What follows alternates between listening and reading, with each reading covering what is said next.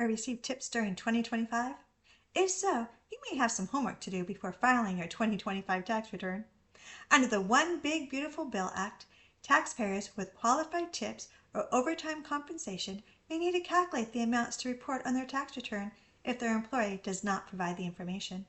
Hi, I'm Elizabeth, a tax manager at a large CPA firm. This information is for general guidance only. Please consult a tax professional for advice specific to your situation. No CPA-client relationship is created by this. The IRS announced under Notice 2025-82 that tax forms containing payroll information that is reported on W-2s, Form 1099s, and Form 941s will not be updated to reflect the changes to the new no tax on tips and overtime laws until the 2026 tax year. For 2025, employers have been given a pass and are not required to provide this information to their employees for cash tips received or qualified overtime earned. But they are encouraged to do so by providing the information in Box 14 of the W-2 or on a separate statement. During this transition period, if an employer does not provide the qualified tip or overtime information, taxpayers who are eligible for the deduction may use a reasonable method approved by the IRS to calculate the reportable amount on their tax return. Before I give examples on how to calculate the amounts, the taxpayer needs to confirm they're eligible for the deduction. This video will go over the specific guidelines for no tax on tips with examples provided by the IRS. First, the taxpayer needs a valid Social Security number on their tax return. If they're married, they must file a joint return. They are not able to file married filing separately. For qualified cash tips, the taxpayer needs to be employed in an occupation that customarily and regularly receives tips. The IRS released a list of 68 qualifying job categories, including but not limited to food and services, hospitality, entertainment, recreation, and transportation. You can see the full list on their website by typing in occupations that customarily and regularly receive tips on or before December 31st, 2024. For those that work in specified service trader businesses like law, accounting, or consulting, you do not qualify for this deduction. The tips need to be voluntary and the amount determined by the customer. A mandatory gratuity or service charge does not qualify. The maximum deduction is $25,000 regardless of filing status.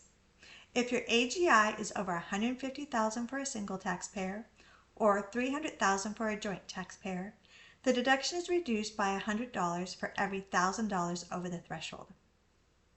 The IRS has shared reasonable methods to calculate qualified tips and has given examples for the calculation. A taxpayer can use the Social Security tip amount listed on Box 7 of the W-2. The taxpayer can use the total tip amount reported on Form 4070. The taxpayer can use the qualified tip amount on the W-2 Box 14 or a separate statement reported by the employer. In addition, the taxpayer can add any declared unreported tips from line 4 of Form 4137. I'm now going to go over some examples. Here are the IRS guidelines for taxpayers that received qualified tips. The first example is a single taxpayer. This employee works as a bartender and earns $100,000 for the year. On the W-2 Box 7, $19,000 of Social Security tips are reported. No other tips were reported. This employee can deduct the $19,000 on their tax return. The next example is a single taxpayer who works as a restaurant server earning $200,000. Their Form 4070 states that the taxpayer has $20,000 in tips. Box 7 of the W-2 has $15,000 in Social Security tips or wage base. Form 4137 line 4 has $4,000 on unreported tips. So the taxpayer can use either W-2 Box 7 or Form 4070 plus the Form 4137. So under option 1, the W-2 has the $15,000. The Form 4137 has $4,000. So together it's $19,000. Under option 2, it's a $20,000 from the Form 4070, the $4,000 from the 4137. So they have a total of $24,000. So this is the amount before your limitation. Since this taxpayer is over the $150,000 threshold, we now need to do a reduction. So to calculate the limitation, you're going to take your W-2 income at $200,000 less the AGI threshold for a single of $150,000. So that tells us you're $50,000 above the threshold. You're going to divide that amount by 1,000, which gives us 50, and then you're going to multiply the 50 times 100, which is $5,000. So you're going to need to reduce your amount before limitations by 5,000. So under option 1, we'll go back up here to option 1, you would have your 19,000 less the 5,000 for 14,000. Or under option 2, the 24,000 less 5,000 for 19,000. So on your 2025 tax return, you would include 19,000 for your tips. You do not get the full 24,000 since you're over the 150,000 threshold. So I'm just going to give a couple examples for self-employed that was on the IRS guideline. So they talked about a hairdresser who owns a salon. The hairdresser had a gross income of $150,000.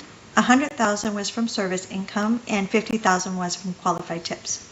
They had $45,000 of expenses, so their net income was $105,000. Under the threshold, you can deduct $25,000 in qualified tips.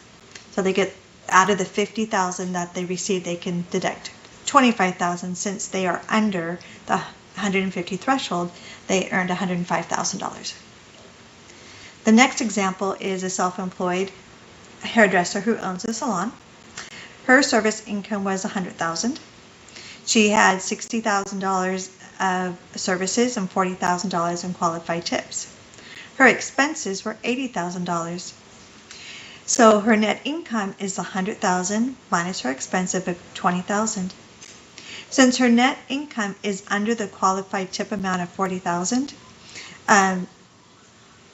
she cannot deduct the maximum of $25,000. She is limited to her net income, so she only gets a $20,000 deduction.